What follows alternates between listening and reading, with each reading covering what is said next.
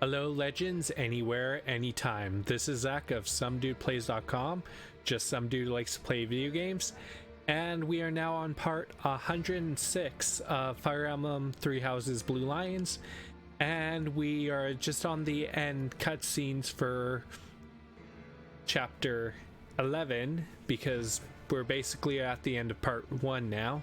So let's see how things go with this. Before I break your neck, there is one thing I must ask you. Man, as we saw in the last episode, Dimitri got quite pissed off when he saw her face. Stay out of my way. I don't recall giving you permission to speak. Answer my question. That is all you have left to do. Flame Emperor. No. Edelgard. Tell me now. Why did you cause such a tragedy? This is where he's kind of getting tricked a bit because there's way more to the story than you think. You killed your own mother, and yet you haven't even had the decency to stop and consider the reasons behind your actions. Have you? Yep, really mad there, even though, like I said, it's not what he thinks. I already told you I had nothing to do with that. It was foolish to think I could reason with a lowly beast. The funny thing is, Dimitri is the one who is acting quite a bit like a beast right now. Your Majesty, no! You are a monster. Come, Hubert. And of course, teams up with Hubert to run away. To flee is futile, wicked girl. The Church of Seiros will raise its entire army against you until you have been captured and punished. And yeah, we're really getting to see Rhea when she's mad. You have defiled the holy tomb, dishonored the goddess, and humiliated your brethren. That crime will never be erased. Even if you burn in the eternal flames and spill all of your blood into the goddess's soil. Come, Professor. Let us return and decide upon our next course of action. It really needs to be done.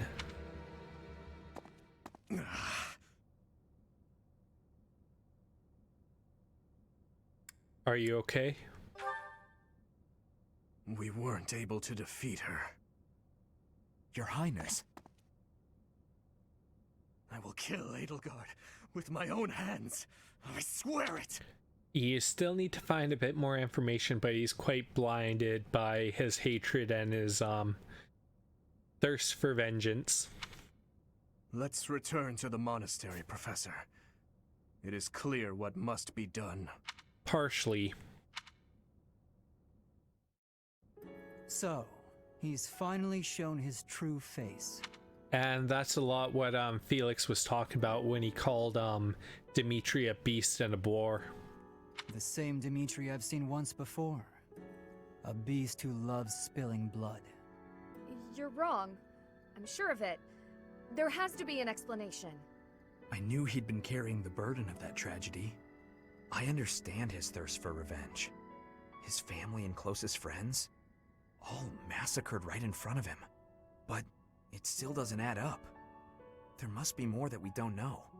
That's true. Dimitri didn't come unhinged until after the Flame Emperor was unmasked. Yeah, and it's like Sylvain said, there's a lot more that they don't know that they need to find out.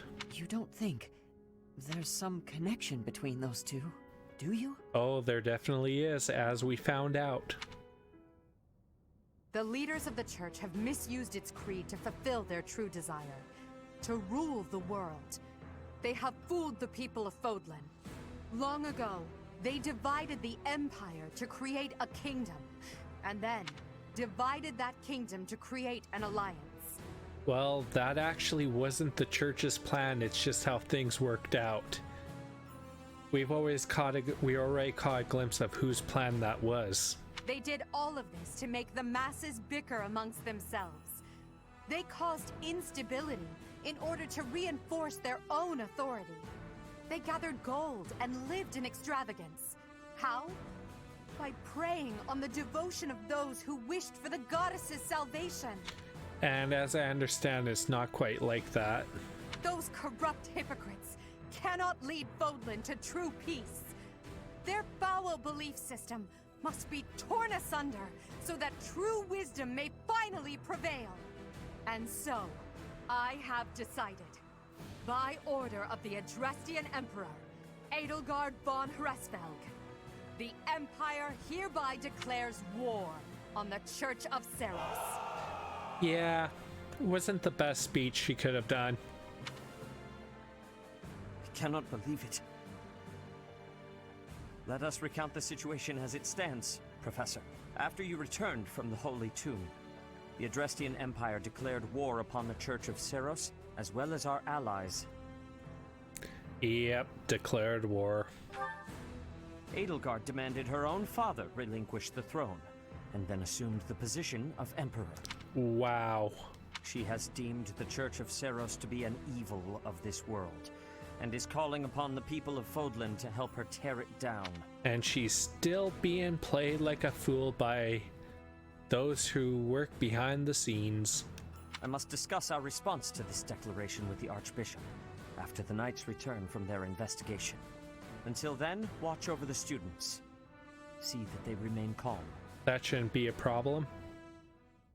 Professor, the Empire has declared war on the Church of Seros. We knew this day would come, sooner or later. What's going to happen? We need more information. We definitely need more information, but yeah, the church is going to be attacked before the end of the month kind of thing. We can't afford to be optimistic. It's entirely possible the kingdom will be invaded. Settle yourself, Ingrid. We need to carefully consider our options. We can't just act rashly. That will only make things worse. And that is some of the best advice Ash has given everyone. Once we've ascertained the situation, we must return to Ferdiad. Your Highness. And he's still out of it.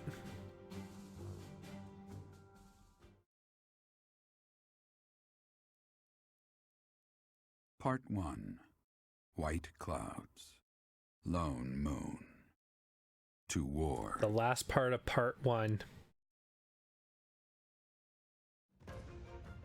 Together, the people of Fodlan relish the beauty of the brilliant moon overhead as another year ends. They recall sad partings and new acquaintances alike, but each person must still walk their chosen path alone. With each day, the presence of spring grows stronger, and yet a lone moon still haunts the sky, a silent reminder perhaps of some inescapable truth. And we're done that. Now we got our gold. And of course our next support with Ignatz. Alright, time to sneak off and do some painting. He really likes painting. Professor, such lovely weather today, huh? And he's still shy about people knowing. I was, just about to go for a walk. Why are you bringing paper? What, this? No, it's, I'm sorry, Professor. I'll admit it. I was going to do some painting. Caught red-handed, so, well, at least he admits it before the lie goes too far. You remember the place where we talked before? I've been painting the scenery there. I'm still keeping up with my academics and training, of course. I just paint in my spare time, as a change of pace. Well, it's probably quite distressing for him after how he usually is. You don't have to hide it. Oh, I don't? Well, yes. Maybe you're right. I may have gotten ahead of myself. I'm sorry for panicking there. Honestly, I'm just worried that my father will find out that I've been painting. I really wonder why that is. I'm not going to tell him. Of course. Why would you go out of your way to tell him that? Completely illogical of me. But it seems I've developed a bit of a complex about it. My father's not a fan of my artistic pastime, you see. That explains everything. We're a merchant family, and my older brother is set to inherit the business. As for me, my father decided I should be a knight. That's why I'm at the academy. The thing is, being part of a merchant family, and if Ignatz does good enough paintings, they can actually make quite a bit of money off that. Painting won't help me become a knight. It's a waste of time. That is actually where he's wrong, because, well, paintings like calligraphy for the samurai, and if you look at it from a certain point of view, and that was a big thing. Is that why you feel guilty about it? But yeah, anything that keeps you calm and helps you focus is a really good thing. Well, yes. I feel like I'm betraying my parents. I hear the business has been slow for them over the past few years. If I become a knight for an influential noble house, I could use my connections to help support them. The thing is, just by going to school here, you're making connections, and will also help you sell those paintings too. So either way, if he doesn't, he has connections. If he does, even better. My father was determined to send me here. He must have been, considering the enormous amount of money he spent. You don't have to be a knight, you just kind of have to graduate. In this case, it's probably better for Ignatz to do what he wants. I don't think I'm well suited to being a knight. My parents sent me to the academy for their sake, not my own. I think it was both. When I think about how hard my family is working just to stay in business, how can I sit idly by? All of which is just to say that painting will have to remain my little hobby. Nothing more. Not that I could make a career out of it even if I wanted to. That's just a fantasy. There's always a chance the fantasy will become real.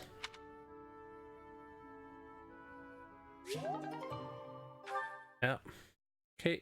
Now there's going to be another cutscene. Unforgivable! I cannot fathom that the Adrestian Empire would embark on such a violent course of action. And here's the other thing, they didn't even try to talk it out. They just jumped into war after being goaded by those guys who have been playing behind the scenes. Because they probably would have gotten a better answer if they tried the diplomatic approach. The fault is my own. I failed to see the wickedness within Edelgart's heart. It isn't that she's wicked, it's just she has an objective and she's being played for it. There is no question on that front. She clearly wishes to conquer all of Fodlan. And in order to achieve her own selfish ambitions, she plotted with ill-meaning strangers and defiled the Holy Tomb. Or perhaps her ambitions are even grander than we know. Perhaps she is planning to make herself a false deity by demonizing the Church of Seros. Not quite that, but she wants to get rid of the system that's caused so much suffering for, like, Sylvain and his brother. That's one example. Adrestia received its very name through a divine oracle. To injure the goddess is a sin most foul that shall not be forgiven, nor forgotten. We must stop the Empire, and quickly. I have returned, Rhea. Welcome back, Shamir. Were you able to discern the Empire's movements? Their main troops are marching towards Garreg Mach. Yep. You can guess what the mission for this month is going to be now.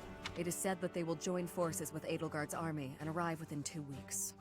2 weeks? That is not enough time. It will require all of our efforts just to prepare our defenses before then. Well, we better get started then. We must send notice to all surrounding villages at once. We must order the residents of Garreg Mach to flee for their lives. It will be done. Yeah, getting them out of there as soon as possible is probably the best thing they can do. Oh, that look. She is really pissed about it. Professor, listen closely. And then now she goes soft. If our enemy invades the monastery, I will have no choice but to stand upon the battlefield. If something happens to me, I am entrusting my sacred duties to you. Yeah. I already know why the character, and pretty much everyone should guess. But just sacred duties? You must have guessed it by now. The truth of who you are. Or perhaps I should say, your lost memories are surely beginning to return. I have acted all these long years as a mere proxy for you. But the duty is yours, and yours alone. Only you can lead the people of Fodlan. Actually, probably a good thing there. We'll see. And Seteth finally catches on. Rhea, please. You must tell me all that you know. I beg of you. That one is the progenitor god. Am I correct? Like I said, he finally caught on. In a sense. Our dear professor is a vessel. One who carries the power of the progenitor god within. In time, the vessel will become one with the power contained within, and the progenitor god shall return to this world. I see. I trust that you are aware of the questionable nature of this experiment. But I suppose there is no turning back. Well, at least Seteth understands that. I ask that you help our friend. And in doing so, help her. I am waiting and hoping for the moment when our creator rules this wayward land once more. I understand. As ever, I will take you at your word. And that right there is pretty much a good sign of trust. Lady Raya, brother, I will do my part as well. Flame, were you eavesdropping? Regardless, I am glad to hear it. Yeah, Flame always sneaking around, but at least Seteth is good. You owe your life to the professor after all. And in the end, they may prove to be our brethren. And that will be explained even more later. You have my gratitude, Seteth. And you as well, Flame. As followers of the progenitor god, it is up to us to see our mission through.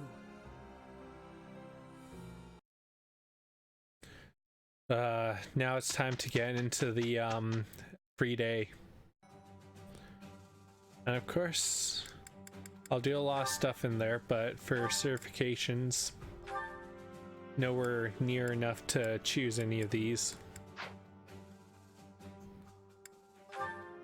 But yeah, if I chose to get the axe higher, he can become a hero class. But yeah, probably let's see.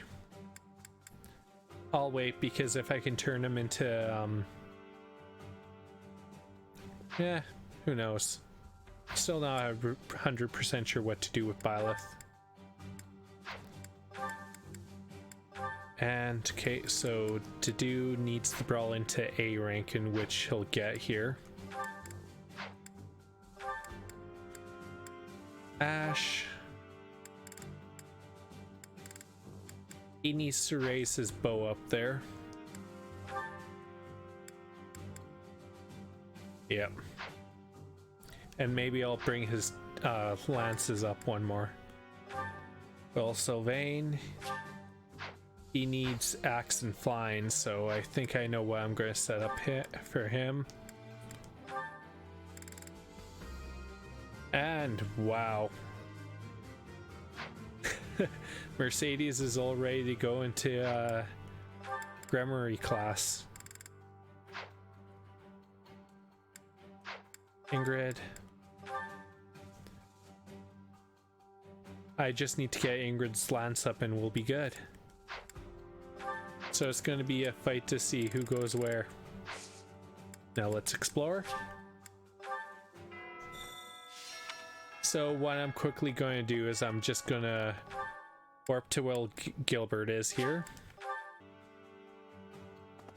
What? There are always small power struggles. Still, it has been hundreds of years since all of Fodlan was consumed by war. And it's going to happen again very soon. I didn't actually think it would come to this. I feel as though I'm not in my rightful place. I cannot protect the things I should. Professor, if I survive this war, I wish to return to my homeland, to the land of my king. Well, he kind of finally understands he needs to stop running. But yeah, I need to bring up the heavy armor here. Okay, with that's done, I'll talk to Shamir while we're over here. We're falling behind. I don't know that we can keep up with the new Emperor. To think that she was able to raise an army of that size right under our noses. However hard we fight, I give us a 50% chance of winning. Yeah, but the battle can easily be changed with one warrior. The enemy has too many advantages. We must make careful preparations. Oh, definitely gonna need it there. And no more last items, so yes, I did use those all up. And you may not notice, but let's check our roster here. Let's see. Seteth has joined the party. So I'm just gonna quickly go into inventory reclass. There's someone I definitely have to reclass here.